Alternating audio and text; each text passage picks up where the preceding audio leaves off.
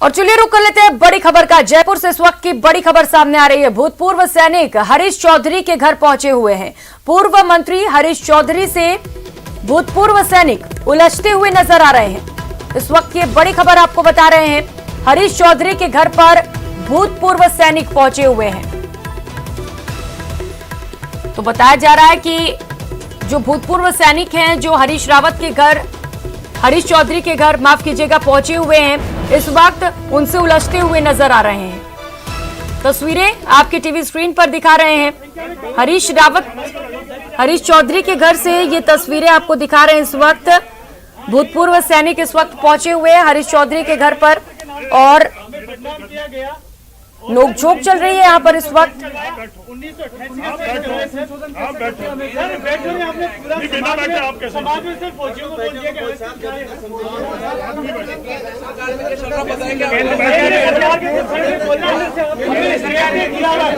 बात तो सुनो, शांति से ये देखो मैं भी पहुंची हुई है, देखो इससे लाए कई बार हमें धक्का मार के निकाल दिया गया। संख्या में सामने सुनो, हाँ यही होता है सर। 2018 का परिपत्र के नाम से हमें बदनाम किया गया और सर 1988 का सब चेंज करवाया, 1988 का।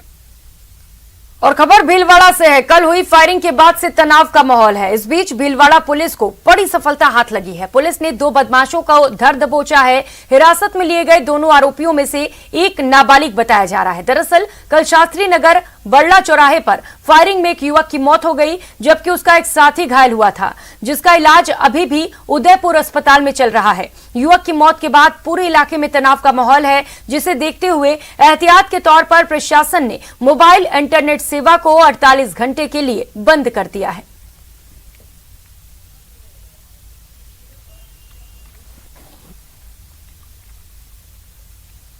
शाम करीब 3 बजे एक घटना हुई भीलवाड़ा शहर में, जिसमें एक मोटरसाइकिल पे जा रहे 2 व्यक्तियों पर एक स्कूटी सवार 2 लड़कों द्वारा गोली चलाई गई। उस घटना में बाइक सवार 2 व्यक्तियों में से एक की डेथ हो गई और एक घायल हो गया, जो कि उपचाररत है और खतरे से बाहर है।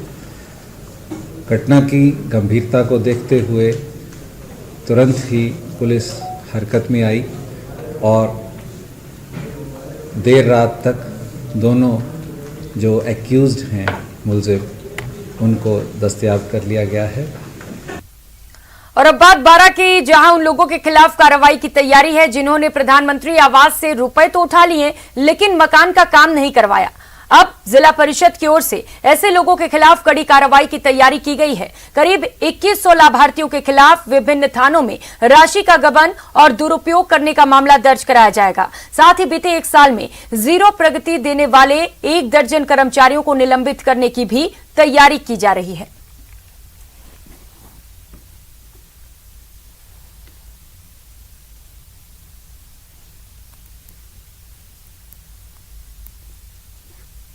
सोलह 17 से लेकर के और 2021-22 तक कई आवास ऐसे हैं जिसमें लाभार्थियों ने प्रथम किश्त ले ली है और उसके बावजूद मकान का निर्माण अभी तक कंप्लीट नहीं किया है, जिसकी वजह से हम उन्हें दूसरी किश्त नहीं दे पा रहे थे। तो सबसे पहले हमने संबंधित ऐसे लाभार्थियों को चिन्हित करके और उनको जिला परिषद के स्तर से ही एक नोटिस और इशू किया गया, उनको समझाइश की गई जिला प्रमुख महोदया की ओर से, और कलेक्टर साहब की तरफ से उनको एक अपील भी प्रेषित की गई कि वो जो समयबद्ध सीमा है उसमें अपना आवास कंप्लीट करा लें। और अब बात बूंदी की, जहां गुर्जर आरक्षण संघर्ष समिति के अध्यक्ष विजय बैंसला ने प्रदेश सरकार पर निशाना साधा। विजय बैंसला ने गुर्जरों से किए समझौते को जल्द लागू करने की मांग की है। समझौता लागू नहीं होने की दिशा में कांग्रेस नेता राहुल गांधी की भारत जोड़ो यात्रा का राजस्थान में हर तरफ विरोध करने की खुली चेतावनी दी है।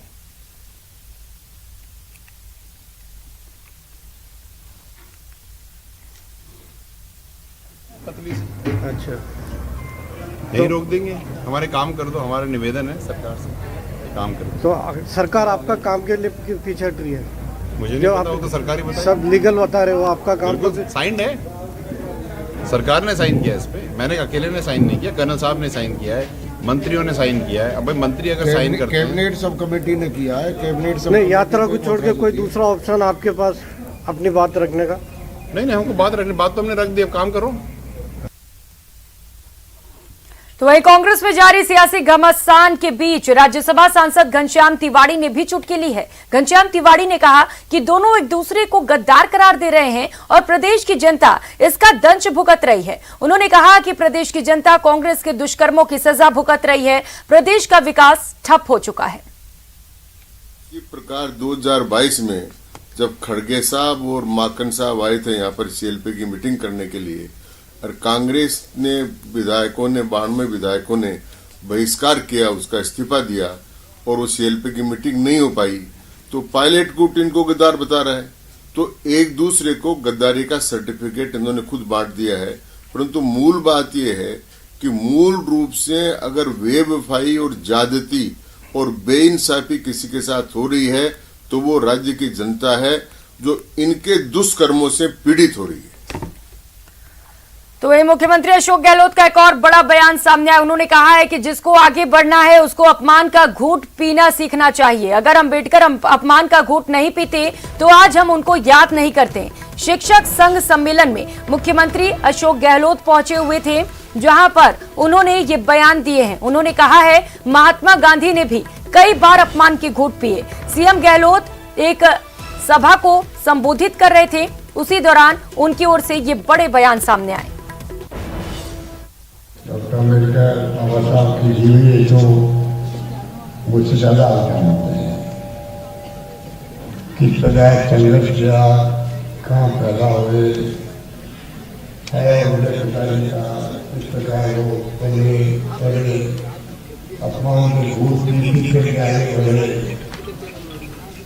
और एक बात ध्यान रखना, खाली सलीका की बात नहीं,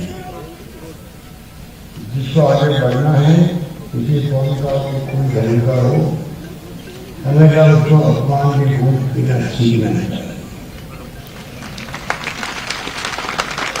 ये बात डॉक्टर अम्बेडकर साहब सीखनी चाहिए। और खबर जयपुर से है। केसी वेणुगोपाल जयपुर आएंगे। 29 नवंबर को वे जयपुर आएंगे। भारत जोड़ो यात्रा की तैयारियों का जायजा लेंगे। सभी कमेटियों के साथ वे बैठक भी करेंगे। एआईसीसी में संगठन महासचिव केसी वेणुगोपाल हैं जो जयपुर आएंगे। गहलोत के बयान के बाद अब उनका ये दौरा कई मायनों में काफी महत्वपूर्ण माना जा रहा है।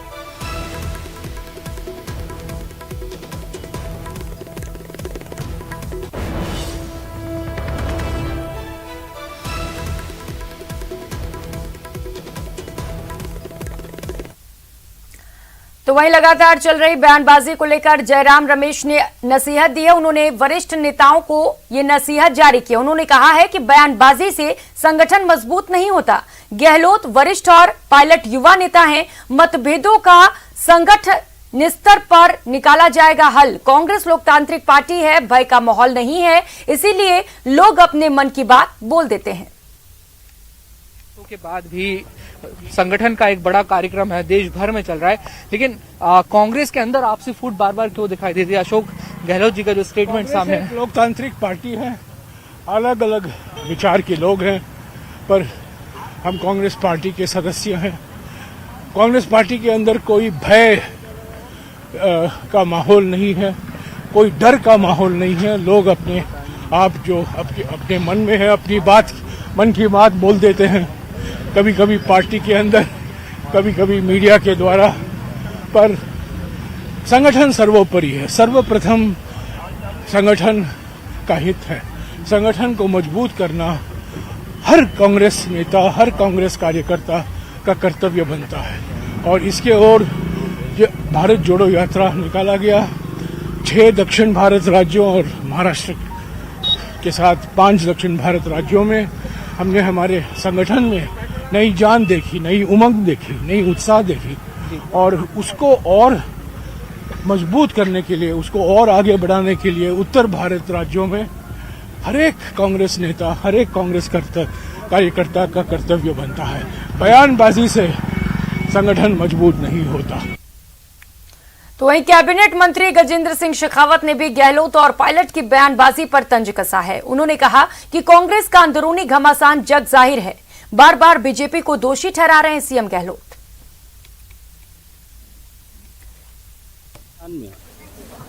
कांग्रेस पार्टी में जिस तरह का घमासान चल रहा है वो जग जाहिर है। हालांकि उनके अंदरूनी मामले, उनके पार्टी के घर के मैटर्स, जिसके साथ हमेशा ही वो भारतीय जनता पार्टी के नेताओं को जोड़ देते हैं, उस पर मुझे टिप्पणी करने की आवश्यकता नहीं है। लेकिन फिर भी क्योंकि भारतीय जनता पार्टी को उन्होंने जोड़ा है, कल भी अपने स्टेटमेंट में उनका जो है माननीय गृह मंत्री जी का, माननीय धर्मेंद्र प्रधान जी का नाम लिया है। भगवान का शुक्र है कि इस बार शायद उन्होंने मुझे क्यों बख्श दिया। हालांकि उनका हर एक वक्तव्य राजनीति से प्रेरित होता है, शायद उसमें भी कहीं राजनीति उन्होंने ढूंढी होगी। लेकिन जिस तरह का हालात हैं उसका खामियाजा कांग्रेस पार्टी जो भारत जोड़ने के लिए निकली है उसको होगा। जिस तरह से कांग्रेस पार्टी को दीमक लग गया है, मुझे लगता है उसका पतन अब अवश्यंभावी है। लेकिन आज अगर इस आपसी विग्रह के कारण से सबसे ज्यादा पीड़ित, दुखी, परेशान और कष्ट में अगर कोई है तो वो राजस्थान की करोड़ों जनता है। जिस भरोसे के साथ में उन्होंने सरकार बनाई थी वो भरोसा टूट चुका है, छिन्न भिन्न हो गया है। और राजस्थान की जनता आज हर एक पक्ष में जिस तरह की स्थितियां बनी, बेशक सरकार अपने आप को, मैं शुरू से कहता हूं, वो सेल्फ कॉम्प्लिसेंसी का शिकार है और अपने आप को खुद ही सर्टिफिकेट जो है वो जारी करती रहती है, कभी बजट के नाम पर, कभी योजनाओं के नाम पर। लेकिन आप सब पत्रकार मित्र जिस तरह से रोजाना के अखबार में, टीवी चैनल्स में उन योजनाओं की धरातल की हकीकत को देश के, दुनिया के सामने लाते हैं, इसलिए उस पर मुझे टिप्पणी करने की आवश्यकता नहीं है। लेकिन निश्चित रूप से राजस्थान की जनता तकलीफ में, दुख में, और अब एक एक दिन गिन करके इंतजार कर रही है। थोड़े दिन में काउंटडाउन भी शुरू होने वाला है। चलिए, निर्णय करना जनता का काम है। वैसे मैं आपको याद दिला दूं, जब 13 में और 2003 में, दोनों में जब अशोक गहलोत साहब मुख्यमंत्री थे, आप पुराने अपने टीवी चैनल्स के और अखबारों के रिकॉर्ड उठा करके देख लीजिए। 3 में भी वो इसी तरह के दावे करते थे, 13 में भी इसी तरह के दावे करते थे। पिछली बार एक सिटी बस में बैठने जितने लोग बचे थे, अब की बार उन्हीं के मंत्री कह रहे हैं। मैं नहीं कहता कि एक इनोवा में आएंगे, एक फॉर्च्यूनर में आएंगे, पता नहीं किस में आएंगे। और खबरों में आगे बढ़ेंगे। सरपंच और वार्ड पंचों के लिए मतदान जारी है। वोटिंग के बाद आज ही इसे लेकर मतगणना भी की जाएगी। प्रदेश की 24 ग्राम पंचायतों में सरपंच का चुनाव चल रहा है, तो वहीं 59 वार्ड पंचों के लिए भी मतदान जारी है। वोटिंग के बाद पंचायत मुख्यालय पर मतगणना की जाएगी। करौली में भी नगर परिषद पार्षद के लिए उपचुनाव जारी है। करौली के वार्ड नंबर 7 के लिए उपचुनाव हो रहा है। 26 नवंबर को उप सरपंच का चुनाव कराया जाएगा।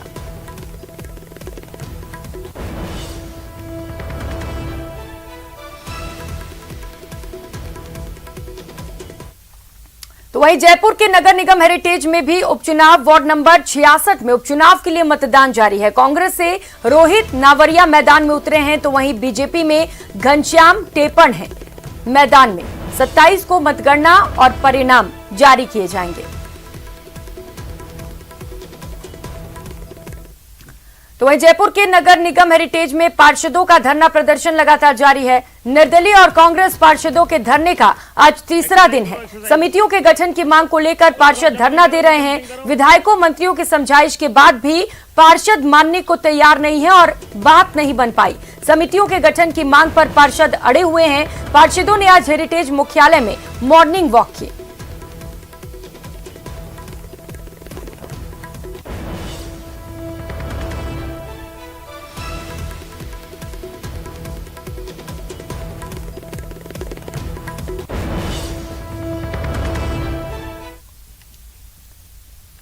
और जयपुर में आज से बीवीपी का राष्ट्रीय अधिवेशन शुरू हो चुका है। 3 दिवसीय राष्ट्रीय अधिवेशन आज से शुरू हुआ। योग गुरु स्वामी रामदेव इस कार्यक्रम में मुख्य अतिथि के तौर पर शामिल होंगे। 3000 एबीवीपी के कार्यकर्ता अधिवेशन में हिस्सा लेंगे।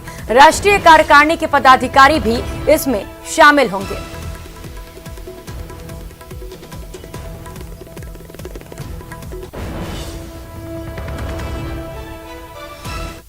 और खबर उदयपुर से है। 2 कारोबारी समूहों पर आयकर विभाग की कार्रवाई देखने को मिली। एक और बड़ी कार्रवाई आयकर विभाग की ओर से काली कमाई का लगातार इस मामले में खुलासा हो रहा है। आयकर विभाग ने अंकुर ग्रुप और एक्मे ग्रुप के 37 ठिकानों पर कार्रवाई की है। अब तक 150 करोड़ रुपए से ज्यादा की अघोषित संपत्ति के दस्तावेज जब्त किए जा चुके हैं। आयकर विभाग ने 10 किलो से ज्यादा सोने के आभूषण भी जब्त किए हैं। तो वहीं 1 करोड़ 25 लाख रुपए की अघोषित नकदी भी जब्त की जा चुकी है। साथ ही करीब 1.5 दर्जन अघोषित लॉकर्स मिले हैं, जिनमें से 1 दर्जन लॉकर्स को ऑपरेट करना बाकी है। इनमें अघोषित लॉकर्स को ऑपरेट करने पर आयकर विभाग को नकदी, ज्वेलरी और संपत्तियों के दस्तावेज मिलने की उम्मीद है। आयकर विभाग के अधिकारियों ने छापे में मिले सभी दस्तावेजों को जब्त कर लिया है। आयकर विभाग सभी दस्तावेजों की जांच कर अघोषित संपत्ति का खुलासा कर सकती है। आज देर शाम तक अंकुर ग्रुप और एक्मे ग्रुप के संचालकों द्वारा दस्तावेजों के आधार पर खुद अघोषित संपत्ति सरेंडर करने की भी उम्मीद है।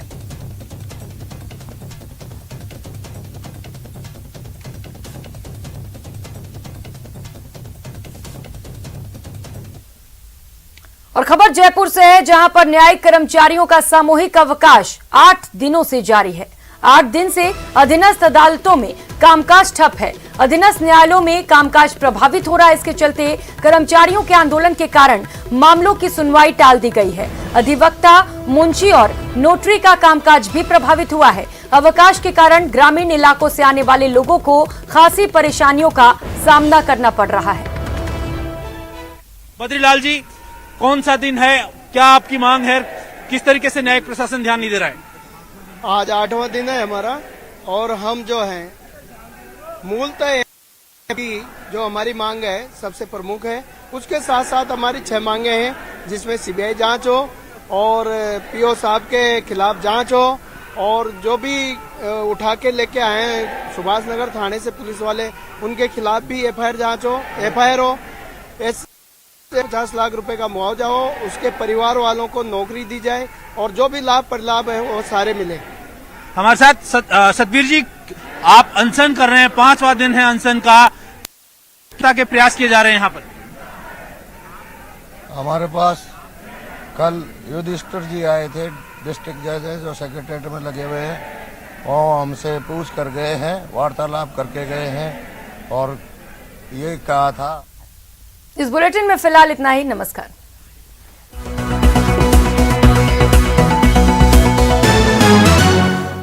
हेडलाइंस प्रेजेंटेड बाय पेट सफा आयुर्वेदिक चूर्ण। पेट सफा तो हर रोग दफा।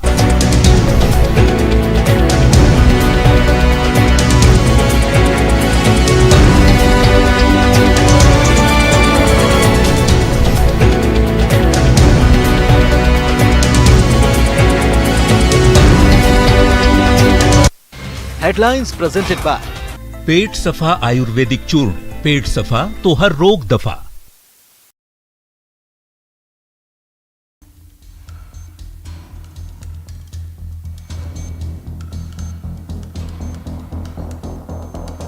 अगर सचिन पायलट पर सीएम के जुबानी हमले ने सूबे का सियासी पारा बढ़ा दिया तो इसकी बड़ी ठोस वजह है। इसे अब तक का सबसे धारदार हमला कहा जा रहा है। अल्फाज ऐसे कि पायलट खेमे में खलबली मच गई। अब सीएम गहलोत के उन शब्दों पर गौर फरमाइए जिससे आर पार और निर्णायक लड़ाई के तौर पर देखा जा रहा है। गहलोत के पायलट पर 10 बड़े हमले। हाईकमान पायलट को मुख्यमंत्री नहीं बना सकता। पार्टी के साथ गद्दारी करने वाले स्वीकार नहीं होंगे। जिन्होंने 34 दिन भुगता वो कैसे सहन कर सकते हैं। हमने राजभवन में धरना दिया और सरकार बचाई, वो इनकार नहीं कर सकते। पूरा खेल इन्हीं का था। 10-10 करोड़ रुपए बांटे गए। मेरे पास इसका प्रूफ है। बकायदा दिल्ली में बीजेपी दफ्तर से पैसे उठाए गए। ये मानेसर में जाकर बैठ गए, वहां धर्मेंद्र प्रधान आते थे। हमला जोरदार था, इसलिए सचिन पायलट के खेमे में खलबली मच गई। जिसके पास 10 विधायक तक नहीं, उसे कोई स्वीकार करने वाले हमले पर मंत्री राजेंद्र गुढ़ा ने सीधे सूबे के मुखिया को सीएलपी मीटिंग बुलाने की चुनौती दे दी। अब मुख्यमंत्री जब किस तरीके से बोल रहे हैं, वो कह रहे सीएम नहीं बन सकते, 10 मंत्री 10 विधायक उनके साथ नहीं है। यदि 80% विधायक सचिन पायलट साहब के साथ नहीं हो तो मैं बताना चाह रहा हूँ हम हमारा दावा छोड़ देंगे। ये फिर आप 1 to 1 कराने में क्यों घबरा रहे हो? सीएलजी की मीटिंग कराओ, 1 to 1 कराओ, क्यों बैठे हो? कराना चाहिए इसके लिए। तो राजस्थान जीव जंतु कल्याण बोर्ड के चेयरमैन केसी बिश्नोई ने राजेंद्र गुड़ा के बयान को ये कहते हुए आगे बढ़ाया कि अगर सचिन पायलट को मुख्यमंत्री नहीं बनाया तो कांग्रेस एक फॉर्च्यूनर में ही सिमट जाएगी। मैंने अभी सुना इनका कि हम रिपीट कर रहे हैं। राजस्थान की जनता कह रही है जय अशोक जी के नेतृत्व में चुनाव हुआ तो ये एक फॉर्च्यूनर में निपट जाएंगी कांग्रेस। तो इसलिए मैं कह रहा हूं